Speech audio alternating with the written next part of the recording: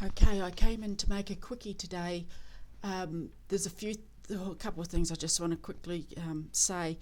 I often see people on here reporting about the healthcare in America and just bringing people home from the war, not just in America but all over the world.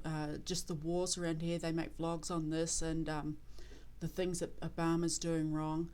To me, it's like treating a dog for paralysis instead of removing the tick. If we pulled the pin on the Fed, then watch the walls of Jericho come tumbling down, and things won't be pretty for a while after it happens, but the world will be a far better place. It will be a new world, not a new world order. It will be a new world. It will be a different place. As soon as these people are stopped in that, because everything else comes from them.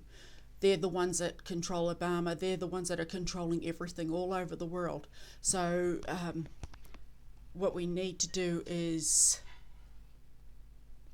pull the pin on the Fed, and then hopefully all the other issues will start being addressed then, because people won't be too scared to speak out anymore. A lot of the people that are just getting paid under the table, and everybody's getting paid off, all that will end and things will start to be investigated. But unfortunately, we need to pull the pin on the Fed before we do anything. Had to go and take something out of the oven. So what we need to do is stop these rapacious oligarchs at the top, and then things will come into order. That's just my point of view, of course. There's a couple other things I wanted to just say here. It says unemployment edges up to the greatest depression levels. There was one in particular that took my eye here. This is on that blacklisted news I was telling you about. It was something about, here we go. California spends $216,000 annually on each inmate in the juvenile justice system, and it spends $8,000 on each child attending the Oakland public school system.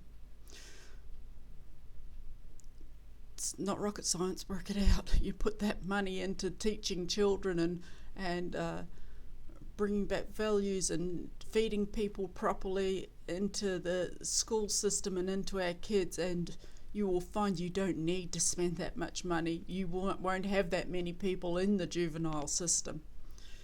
Start looking after the kids. There's a few other good things on here. But that's all I really wanted to say was about the Fed. That was the number one thing I got on here. And just a little bit of trivia. I was thinking about how I said that, some people can't eat peanuts, and I often see that people that are allergic to peanuts, they say, they're allergic to nuts. Well, in actual fact, peanuts aren't nuts. They're a legume. And a legume, and for those of you who don't know, are things like peas and beans. And a legume is a plant that pulls nitrogen out of the air and turns it into nitrates. If you pull up a legume like a beans or peas, and you have a look at the roots, you'll find little nodules all over the roots, and that's nitrates. And when they talk about green crops, digging green crops into the soil, they're talking about legumes, because you're mixing nitrates back into the soil, and it's very, very good. A lot of people grow green crops to replenish their soil. Yes, I've retained a lot of useless information over the years.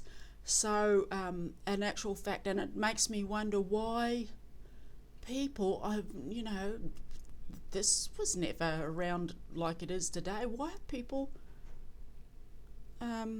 so allergic? Why are there so many people allergic to peanuts, a legume?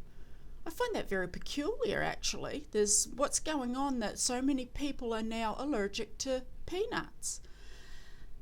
Anyway, so that's all I wanted to say for today, and I've made myself some BADAMI chicken for dinner tonight, and I'll put the link to the site. And if you get a chance, this is a meal I make regularly now.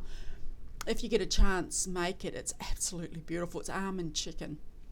Anyway, guys, you smile and have a nice day.